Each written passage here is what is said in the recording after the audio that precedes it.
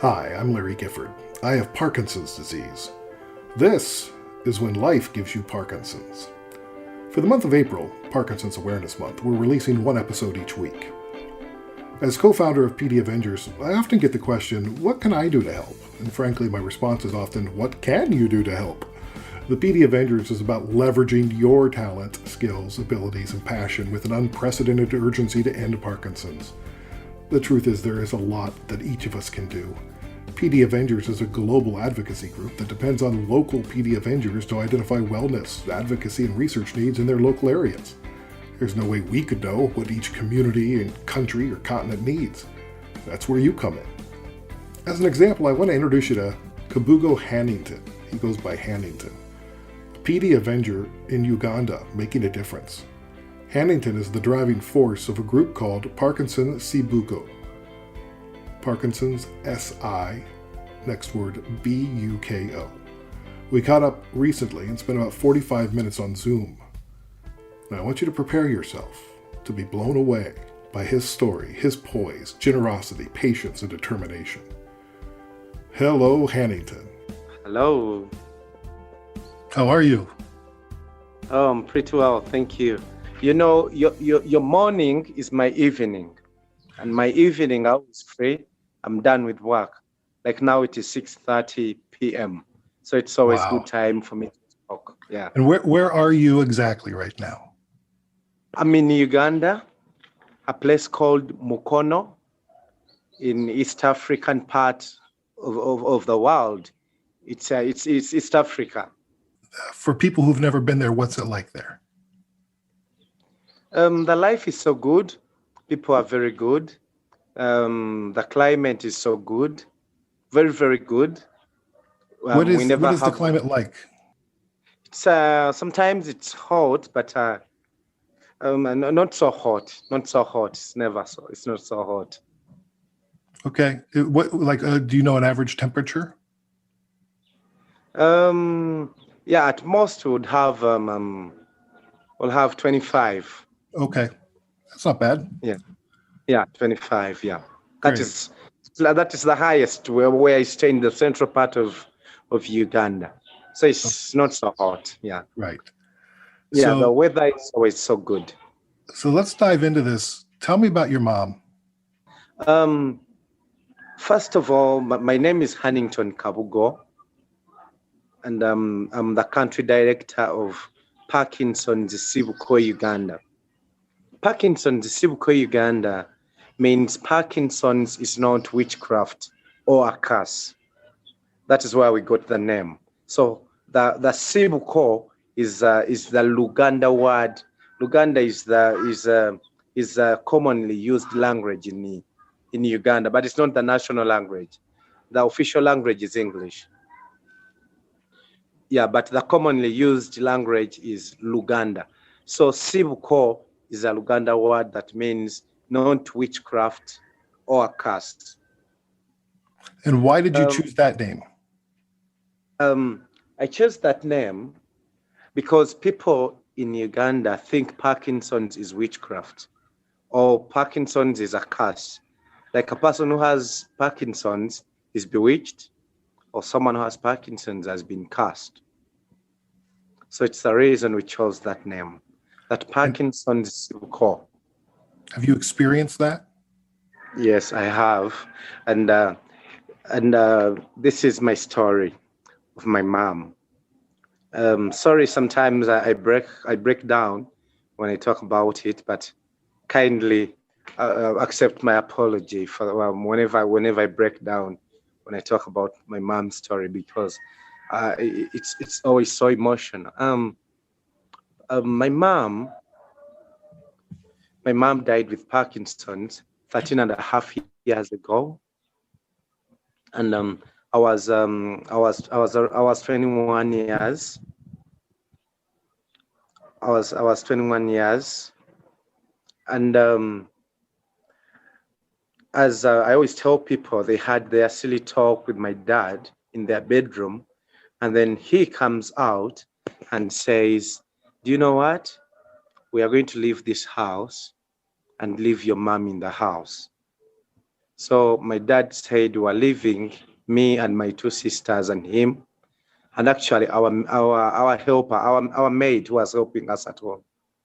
So my mom was to stay in the house alone. So I was like, I told my dad, why do we live? Why are we leaving? Like, this is our own house. Why do we leave our own house to go and rent? And then why are we leaving our sick mom in the house alone? And my mom answered, not my dad this time, said, it's because I have Parkinson's. It's better you people leave this house so that I don't spread the Parkinson's to you. So it's for the good of you people, because I love you so much. It's better you leave so that you're safe. And we painfully left the house for mom, and we went away. We started renting somewhere like between 5 and 7 kilometers away from where she was. And we were cautioned never, ever to go back to that house, because the house has a witch, and the witch is our mom. So she's a witch because she has Parkinson's. So we left the house, and I would sneak out of our rented apartment to come and see my mom. And every time I ran away, I came, and of course, no one knew that I was running away from our rented apartment to come and see my mom. So when I came to my mom one time, when I sneaked out of my dad's rented apartment, I saw my mom. She was crawling, crawling. She couldn't walk. She couldn't hold a plate. She couldn't hold a cup. Neither could she hold a spoon or a fork to eat food. And when I came, she had spent like 3 days without anything, without food or something. So there was a wall behind, like this. This is a wall, like this is a wall, and a bottle top, a metallic bottle top, a soda bottle top. So she got a bottle top, and she was scratching a wall like this. So it had created a hole. So I asked her why she was scratching that wall. She told me she scratches the wall to get the dust. And that is the dust she was eating and the water she had in the house. Oh. So what happened next? Sorry. So I told her that there was a lady, I always call her my mom's hero. She would bring her food. But the days she was away, when she was at work, like she slept at work, she couldn't get time to come and give my mom food. But so the time she was away and my mom was hungry, my mom would scratch the wall and take the water with the dust, because no one would get closer to my mom. No one would get closer to my mom's house because she's a witch. And everyone ran away from her. She was abandoned by her husband, my dad. She was abandoned by her family members, her friends. Everyone around was running away from her. Apart from this lady, I always call her my mom's hero. She would bring her food, but what she would do, she would put the food on the doorway, and then there was a longer stick, which was around 3 meters. So she would push the plate. She puts a plate of food on the doorway and then uses the stick to push the plate to my mom so that she doesn't get direct contact. And then my mom would eat the food and then push back the plate. So this lady was helping with that. So that's why I call her my mom's hero, because even the time when no one could come closer to my mom's house because there's a witch inside the house, the witch who is my mom because she has Parkinson's, this lady could at least come and push the plate. Whenever I could, when I saw all this happening, up to the time my mom's death. That is how she suffered. Crawling, scratching the wall, eating dust, not holding a cup, no one getting there, not even my sisters, not even my dad, not even friends, apart from that lady who would push a plate to her. So when I looked at all this, this came in my mind after my mom's death. I went to Google search and looked at what causes someone to shake. So the shaking disease. And that is how I came to the word. I looked at pictures of people with Parkinson's. That is when I came to know. When I looked at the symptoms and signs and pictures and videos of people with Parkinson's, they were the true likeness of my mom when she had Parkinson's. So that is how I knew the word Parkinson's meant Buko.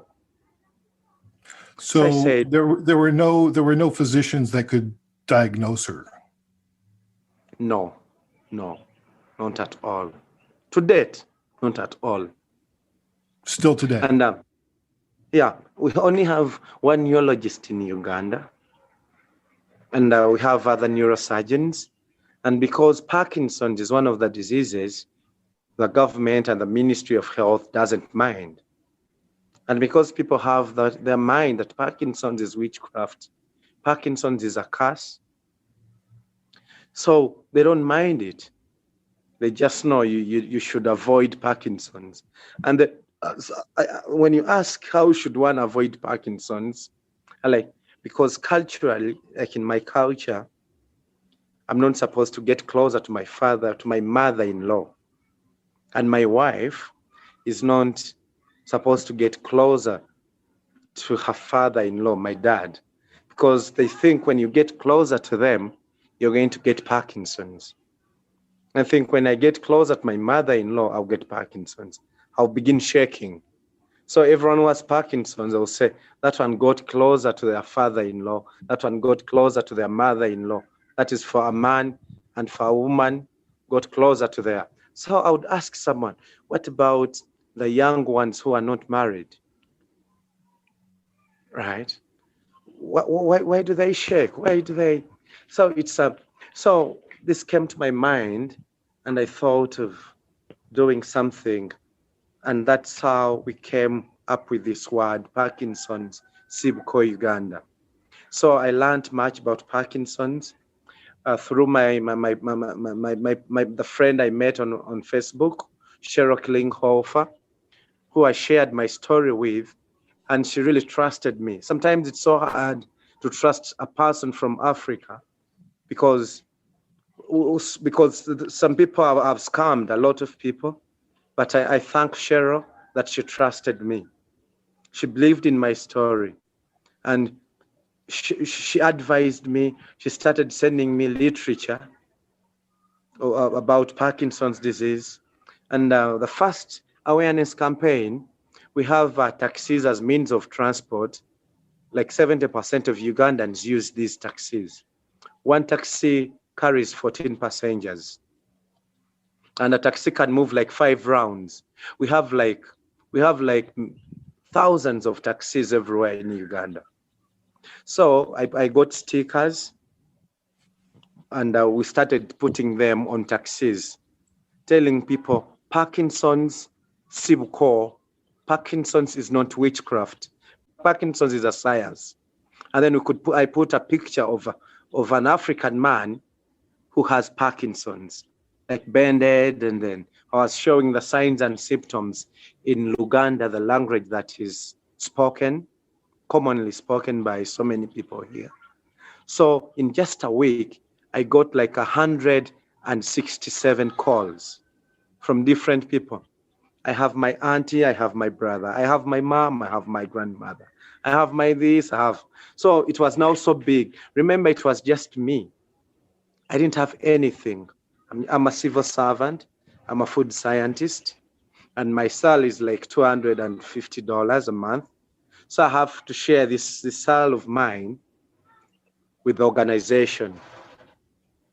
So I started, after all the many calls, I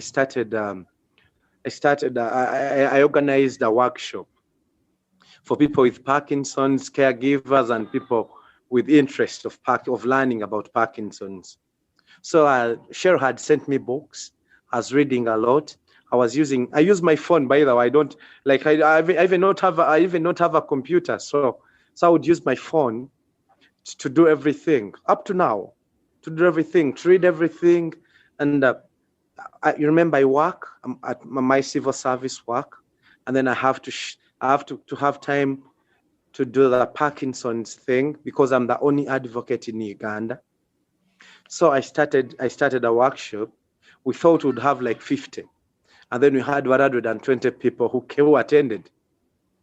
And then we couldn't chase them away because everyone would say, no, we are sorry, please allow us to come. Because my dad has Parkinson's. My mom has Parkinson's. My auntie, my grandmother, my friend. So they all came for the workshop. So the turn-up was too big. We had a small hall. We had to sit even out. We had to come out and sit outside. So I had a teaching about Parkinson's. I taught people about Parkinson's, how to diagnose it, how to see someone has Parkinson's, how to help someone with Parkinson's, and letting them know that Parkinson's is a science. To dispel the myth that Parkinson's is not witchcraft. Parkinson's is not a curse.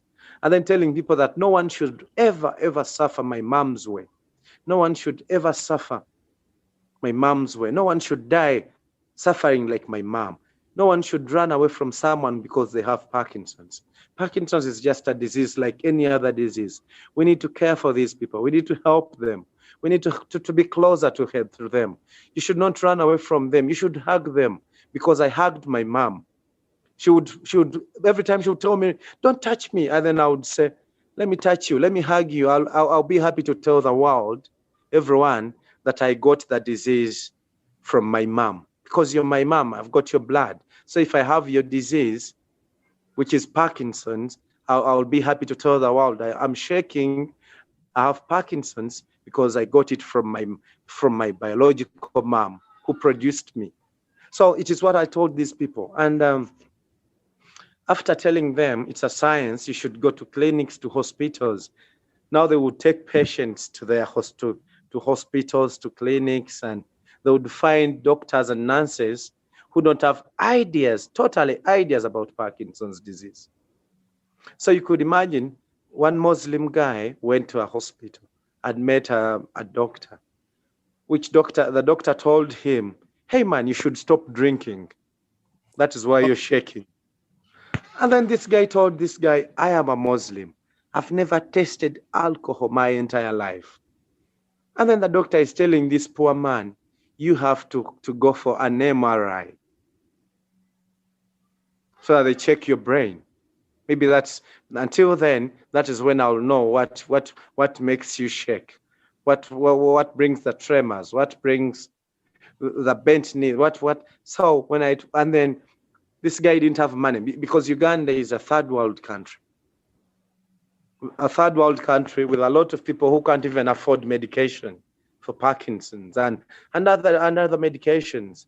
So now I had to switch to the medical team. I organized CMEs, continuous medical educations, to teach the doctors, the nurses about Parkinson's. That's great. Now I would tell people, you go to this hospital because we've had a training of doctors and nurses about Parkinson's. So they would now go to these places, and then they would find a medical team that is aware about Parkinson's disease. Remember, I'm doing all this with my little salary that I have to share with my family, with my little salary that I have to share with myself, pay my bills, and then now I have the people that I must take care of who have Parkinson's. Because if it is not me, then no one else, not even the government, not even the doctors, not anyone. It's me. It must be me. So I wouldn't let anyone die my mom's way. So I developed this, and Cheryl was giving me her little she would sponsor me some little, and she really helped. She has really been there for me. I thank her. And we've been together in all this. She has seen us, and we've told our stories to so many people. And I'm not afraid to tell everyone about my mom's story. And recently, I met a lady, Mariam, who was in her house for 10 years. In fact, her bedroom for 10 years. And no one was even opening her window to see light. So for 10 years, she had never seen light. Wow. People were running from her. Someone was just doing the same way. Someone was giving my mom food. Someone would push a plate. Mariam couldn't shower. She had never showered for 10 years, never shaved for 10 years, never seen light for 10 years. So I met someone, when someone in these trainings, someone came and said, hey, I see you talking about people who are shaking, these witches. We have a witch in my village. I said, yeah, where is that witch? I would love to see that witch. And then they told me, yeah, you need to pay my transport. I said, I'll pay everything you want, and you take me to that witch. So I went and I went to see this witch. It's quite funny. So I went to see this witch, Mariam, who has Parkinson's. And then this lady, can you imagine, this lady stopped like 10 meters from Mariam's house and said, that witch stays in that house. So I went to Mariam's house, who is called a witch. Her house was now in the jungle because no one goes there. So I went, and when I went, I had a friend. Of course, a friend knows about this. We carried Mariam, we brought her out of her bedroom and brought her outside of her house. And then she looked at me, she said, you must be God, because I've never seen light for the last 10 years. I said, that's fine. I'm now taking you to my house. Because I looked at this, because someone would say, how would you take care of someone with your little money? But because if it wasn't me, then who would rescue Mariam? I told her, I'm going to take you in my house. We'll eat together what I eat. We will watch TV together. We'll laugh together. So I got her, I brought her in my house. The first thing I told her, I'm a man, but don't be ashamed, because I'm going to be bathing you. I'm going to be cleaning you. I'm going to be shaving you. I'm going to do everything. So don't be ashamed. She said, I can't be ashamed of you because you rescued me. If I'm ashamed of you, then then I should just die. So I took care of her. I shaved off her hair. I cleaned everything. I bathed her. I got her new clothes, new mattresses, cut off her nails, and she's happy now. It's like 5 months with me, 6 months actually, with me in my house, and I'm taking good care of her. She's happy because she told me the only prayer she would every day ask God was, why don't I die? What am I still doing on earth? Because like no one was there for her. So when I got her, she's happy. You can't even imagine now her family comes to see her in my house. And it's like a testimony. So when these family members come, they will go tell others that, no, this is not witchcraft. It's a science. It's a disease. The person, Mariam, who everyone was running away from, she stays in someone's house, plays with someone's kids. They eat together. They share together everything. And this person is okay. They don't have Parkinson's. So these are testimonies we have, and we are trying to change people's lives. And we've had fun runs, and we are having a next fun run on the 9th of April. I thank Omotora. She bought us some T-shirts, and she's sponsoring, Parkinson's Africa is sponsoring 50% of the fun run. And I thank her so much. And of course, we will struggle to do the rest. But I thank Omotora, and we've had a fun run. And a fun run 2 years ago, one of my friends, I met like you on Facebook, Gavin Morgan, said, I need to come to Uganda. I need to come to Uganda and attend the fun run. So Gavin Morgan came from Texas and came to Uganda, and he stayed in my house for 2 weeks. Gavin has Parkinson's, and he saw whatever I'm doing, and he attended the fun run. And if so many people are seeing Gavin Morgan on Facebook, every time he talks about Uganda, every time he talks about Uganda, he talks about Hannington, and he every time say he's Hannington is the best, he's Parkinson's advocate in the world. I always say no. He is maybe the most extraordinary person I've ever known. This is Gavin Mogan. He was diagnosed with Parkinson's 13 years ago. He attended the fun run 2 years ago. This story you're about to hear is from a Facebook video narrated by Gavin. This is the van Hannington and I were driving in northern Uganda. Literally, Murchison Falls Park was on the right side of the road. We're looking at elephants, and all of a sudden Hannington slams on the brakes and pulls the van over to the side and says, "That guy has Parkinson's," as he saw a guy on the side of the road walking. So we're talking to the guy, and Hannington decides to give this guy some money, which I thought was a pretty good idea. I gave him the equivalent of $14 US. He drops to his knees, tears flowing from his eyes, looking up at the sky, praying to God. Easily the person that made the most impact on me was meeting the local witch doctor. It was surreal to visit him in his home and see what he went through, and see the pain and anguish on his face as he battled Parkinson's without medications, and learning exercise to try to help him move and function as he still had several kids and still needed to work. I stayed with Hannington in his home the whole time we were there, learned so much about him, met his family, and learned why he does the things he does. Hannington insisted I saw all of Uganda, the good, the bad, and everything in between. We spent so much time together and realized how much we had in common, how much our passions aligned. There was certainly no one in Uganda doing what Hannington was. Maybe nobody in the world. He was the most determined person I'd ever met. I can't imagine living without my mom knowing she's alone somewhere. Crazy, huh? Yeah. He's lived with that for a long time, and it burns him. And it's almost as if every person he meets now with Parkinson's, he sees his mother in their eyes, and that's how he treats them. It's almost like if he can fix this person, save this person, he's saving his mother, and that's what drives him. And he's so good at what he does that I'm sure his mother's looking down from above and just so proud of him.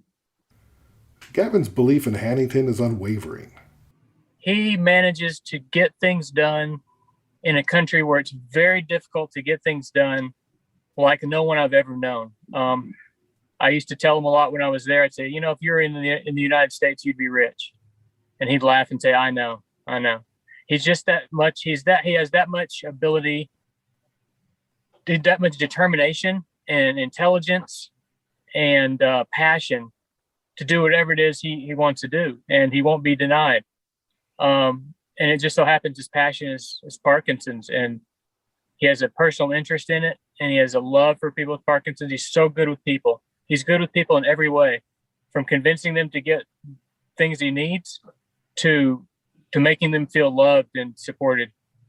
When you were there, what stood out to you the most? Like when you were walking around, when you're meeting people, what's the culture like? Yeah, you hear about Uganda. Obviously, is a country of scams, and there are scams that come out of Uganda. But Uganda's 70 million or some odd people, and so that's a very small fraction of the people.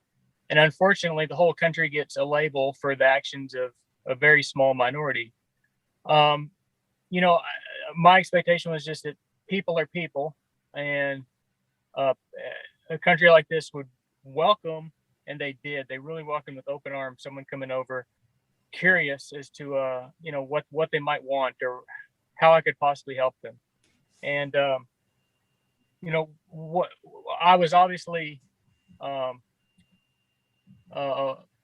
was a white person in a black world, and so I stood out, and so I got looks, but I wasn't the type of sideshow that people stopped and asked a bunch of questions. They kind of let me do my thing.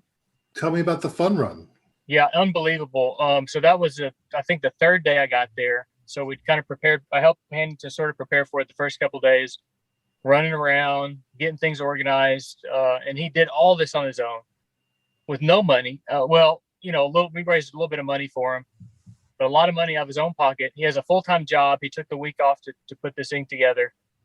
And I want to say about 70 people showed up.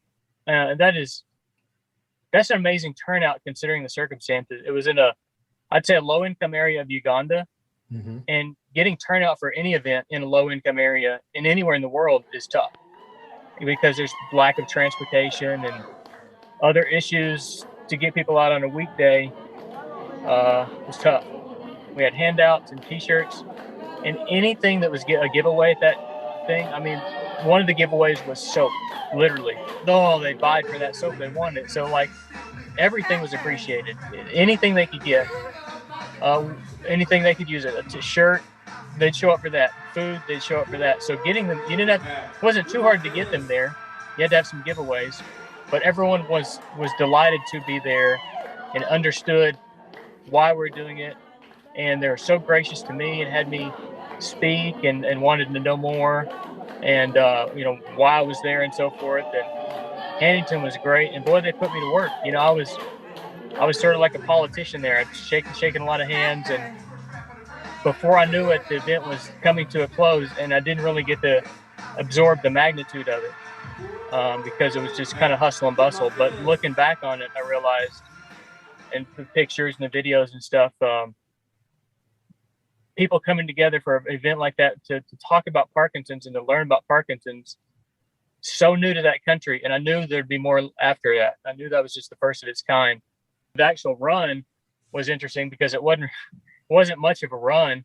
There's a lot of walking and it was along a dirt road, competitors at the front and people like myself at the back who were just kind of enjoying the ride. And I was the white guy, the Mazinga, they called me, the white guy who actually got lost on a straightaway 1 mile or 1 kilometer fun run. Somehow I got turned around. I am excited to report this year's fun run had more than 200 participants. Hannington is known as, I don't know if he told you this, he's known as Mr. Parkinson's or the Parkinson's guy or something throughout the whole village. And so along those lines, anything that may come up, he's their go-to guy. And I love to hear the stories of what he does because there's no one like him in the US. I mean, there probably is, but I don't know them.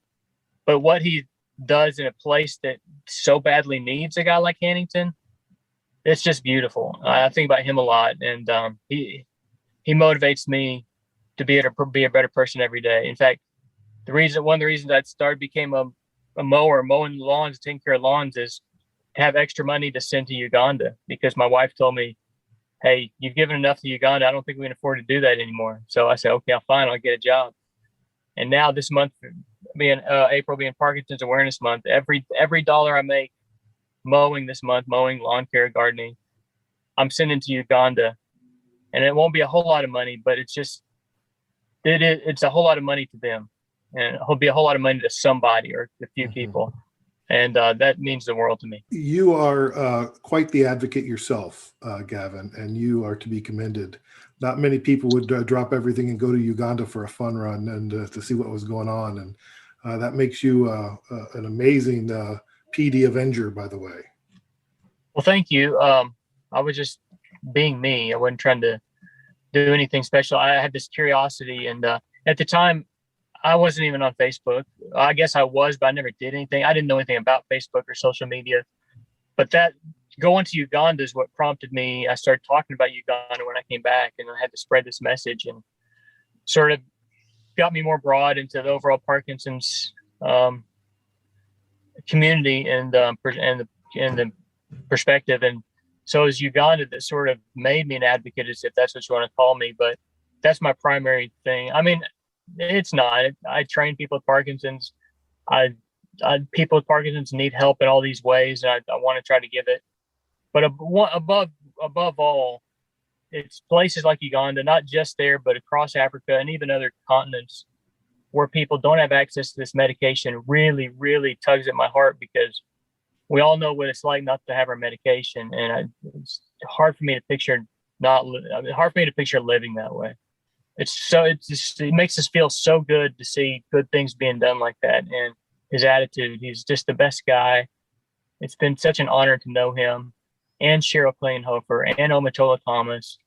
I can't imagine wanting to be involved in anything else in the Parkinson's world, or not more so than with that team and the program, because it's on the ground floor and every dollar means so much, Medication is expensive, yes. It could not be very expensive, because you need like $50. You need like $50 for 100 tablets, and then these 100 tablets are enough for 1 month for one patient. I got a fund from World Parkinson's Program. They sponsored 10 patients, and then for a year. The year ended on the 23rd of this month, so I don't know what's going to be next. Rusty Brown had a fundraiser, and we sponsored 17 patients with medication for 1 month, which also is ending, I think, 2 days. So, these are the challenges we face, that you get someone who sponsors for some time, and then people go, and then, you know what it means when someone takes medication and then they don't have medication.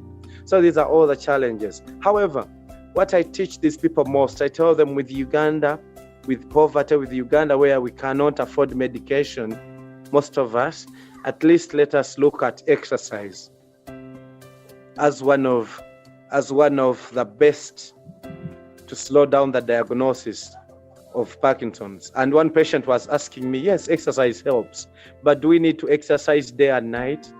Do we have to exercise the whole day? No. So in the middle, at least we need some medication. Yes, you do, but we don't have the medication. But we have hope. Maybe someone out there will say, I'm going to sponsor 2 patients with medication for a month. Or I'm going to sponsor 2 patients or 5 patients for a week or for a day. And I've got some people who would say, let me give this medication for 3 days for this patient. And I thank them all. So that is how we've been moving. How many people do you think that you've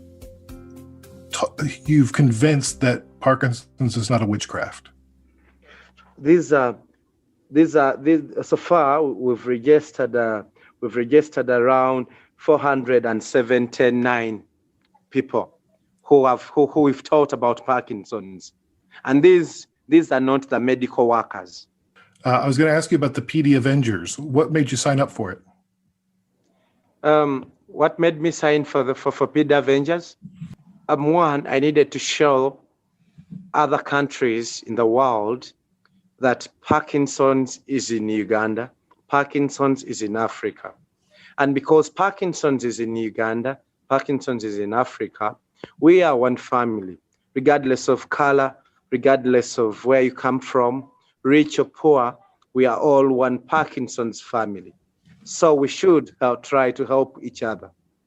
What the problem we are facing in Uganda, maybe there are not the problems that people are facing in developed countries. But together as a family, we can unite and help others. So it's a reason I joined PD Avengers, to let the world know that such things still exist in this 20th century. And you were able to help us with our UN ambassador campaign to try to get World Parkinson's Day observed by the United Nations. Yes, I went there, and I met the country representative, the UN country representative, Miss Rosa Malanga, and I later there and told her my story. She was moved, of course, and because people need to know this, that because the people like such a person who hold bigger posts, they will be in bigger offices, have everything good, and they won't know that people in those countries they represent, they are suffering with such diseases. And mostly, like when you look at this, when people get awareness, it helps. Like you have a disease and then your people are running away from you. then that is the more pain you're causing to yourself. At least you should know I have Parkinson's. And then this Parkinson's, I can't afford medication, but at least you can't afford medication, and then people are not giving you food, people are running away from you, people are calling you witch, then that is more pain now. So at least if at least people should know that you have Parkinson's, and then yes, this is my disease. At least if I can't afford medication, I'll exercise. Maybe I can be happy for 2 hours, then I can suffer for the other hours. But at least you know the type of disease you have so that you're not called a witch. What would you say to other people who want to become advocates like you? They should not look at money, because we've seen a number of organizations in the world that people think to start up an organization, you need to have huge amounts of money, have a beautiful office, beautiful cars, and then secretaries in office, and then sit in chairs that swing. I don't have an office that swings. I have my office is just in my car, in my garage here, my room, right? I have wooden chairs. I have just a small box where I keep the literature, right? One, because it's my passion and love to do this. So people need to get passion and love to do what they are doing, because without that, then you don't have anything to do, right? I'm doing this with or without money. I can walk 20 kilometers to meet a patient. Recently, I went 11 hours in a bus, 11 hours in a bus to talk to doctors and nurses. I went 11 hours in the bus to meet patients, to talk to them. So who does that, right? I slept in the car because I didn't have money to pay my accommodation, right? One, because I have passion and love, because it is just a memory of my mom that is in me. And I don't want to see anyone die my mom's way. Because when you do something good, the world will see it. With passion and love, you don't need to advertise what you're doing. The world will see it. Yes. The world will see it. When you're doing a good thing, everyone will see it, and they will look for you. So you need to have courage, passion, and love to do whatever you're doing. To advocate for something, that is what you have to do. And another thing is, you need to help people. You need to help the people that are in need. When we talk about Parkinson's patients, I go to these Parkinson's patients. I don't send someone to look for them for me. I go personally and meet these patients, because it is me who needs these people. I don't need to have a fancy office and then I send someone to go and do it. No, I have to meet these people. If it is money, when I have it in my pocket, given to me to pay someone's medication, I buy the medication and give the medication to this person, because it's my passion and love. And looking at people's smiles with Parkinson's, looking at people change because they have Parkinson's, it is my smile every day. So that is one advice I give people who want to become advocates like me. What do you see? What is success for you? My success every day. When I sleep, I hardly sleep. I hardly sleep, because whenever I sleep, I have to wake up, because I dedicate my night to the Parkinson's community. So my success is looking at me, who started from zero, who didn't know even the word Parkinson's, what it meant, right? That now I can talk to people in Canada like you, I can talk to people in the US, I can talk to people in everywhere. I can talk to we have a big organization, Parkinson's Africa, that is uniting everyone. And I've taught doctors. I'm not a medical personnel, but I talk to doctors, I talk to nurses, and they will all sit and listen to me.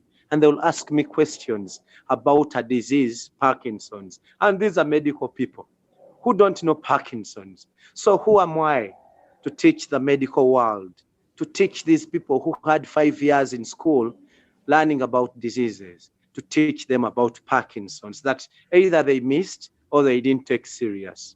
Who am I to have 600 people who believe in me, who will call you to ask, now my patient has this, my patient is doing this, what should I do? Who am I? So this is all the success I'm looking at. And looking in future, my dream is to have a one united Parkinson's family, looking at everyone in the world having access to medication. I recently went to the Minister of Health and told her they should have Cinemet as one of the medications that is brought in, that everyone can afford, with a very low price, low price that everyone can afford. And one very good discussion. Then in the middle of the discussion, the pandemic came in. So it was put on hold. But I never give up. I never give up. I know one day, one time, all my patients will be sponsored with medication. And one day, one time, that everyone in Uganda will know about Parkinson's, that it is a disease, and no one will be run away because they have the disease. No one will be called a witch. That is my dream, and that is my success I'm looking at.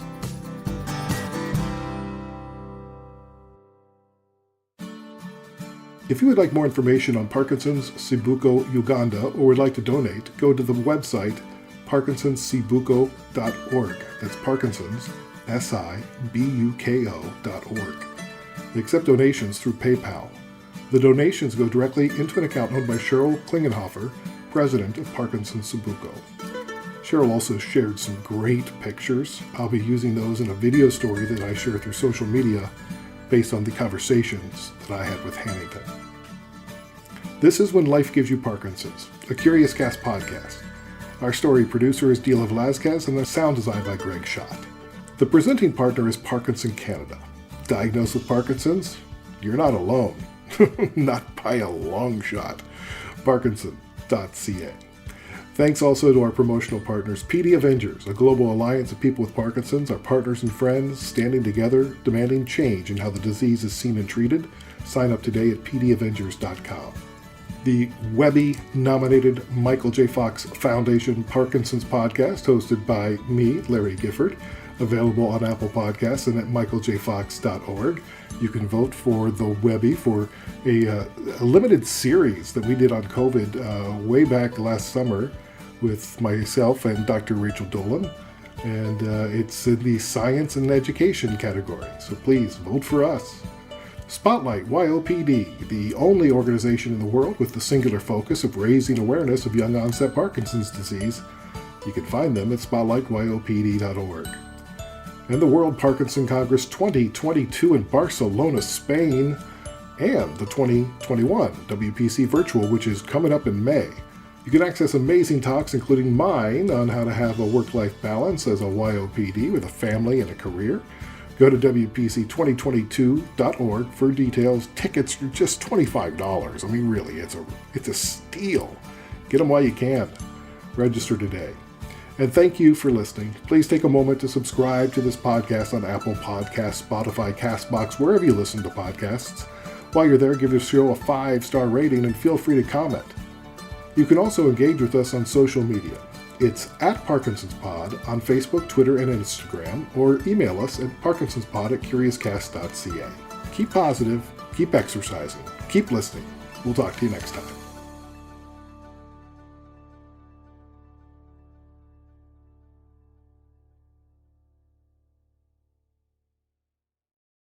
Canada may be known for its landscapes and friendly people, but beneath the surface lies a darker side of crime, history, and the paranormal. Since 2017, the award-winning Dark Poutine podcast has explored the shadowy corners of the Great White North and beyond, delivering chilling tales from a uniquely Canadian perspective. Hosted by Mike Brown and Matthew Stockton with over 300 episodes and fresh releases every Monday, Dark Poutine is your weekly ticket to the creepier side of Canada. Listen to Dark Poutine on Apple, Spotify, Amazon Music, or wherever you get your podcasts.